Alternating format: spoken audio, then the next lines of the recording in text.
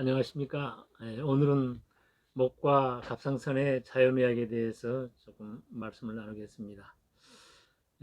머리와 몸통을 연결하는 목은 온몸을 지휘통솔하는 머리의 기능을 귀에 딸린 몸에 전달하는 연결을 하고, 그리고 몸의 상황도 신속하게 이 머리에 전달하는 그러한 역할을 하기 때문에 머리 입장에서 보면은 그 전신을 통제하는 관리실장의 위치라고 할 수 있겠습니다.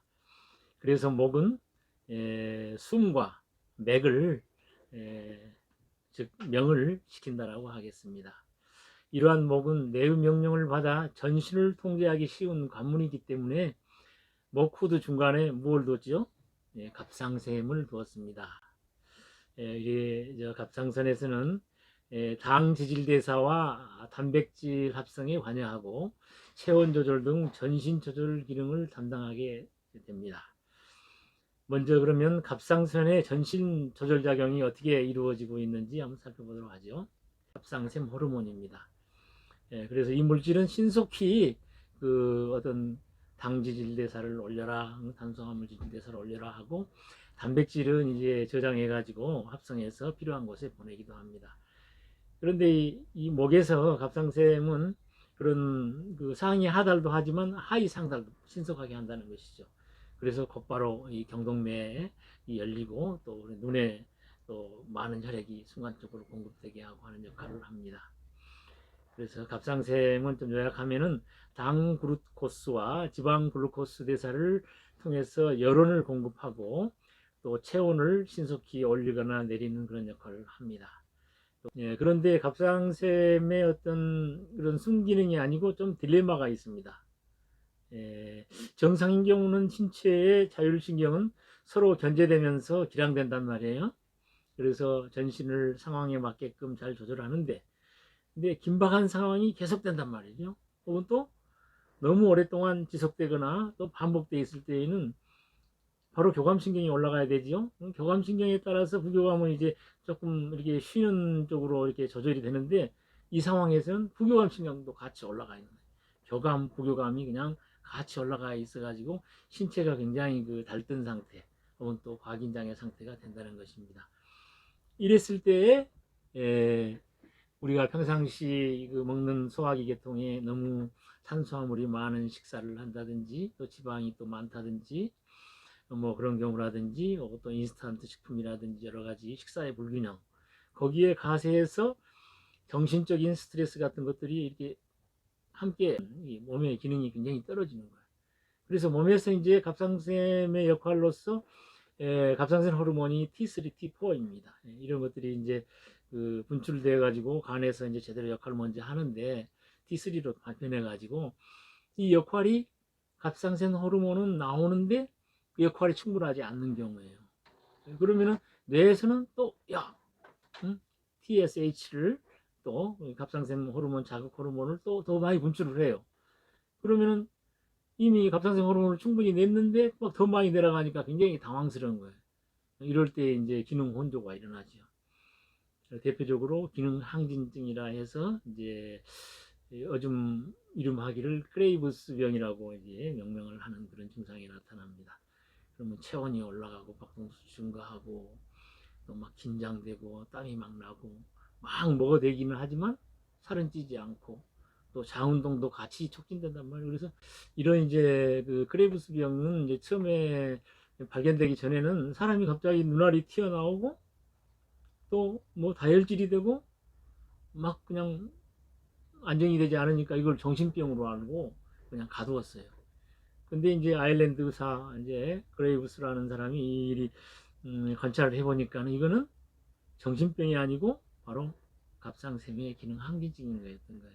그렇게 해서 치료를 하게 되었습니다.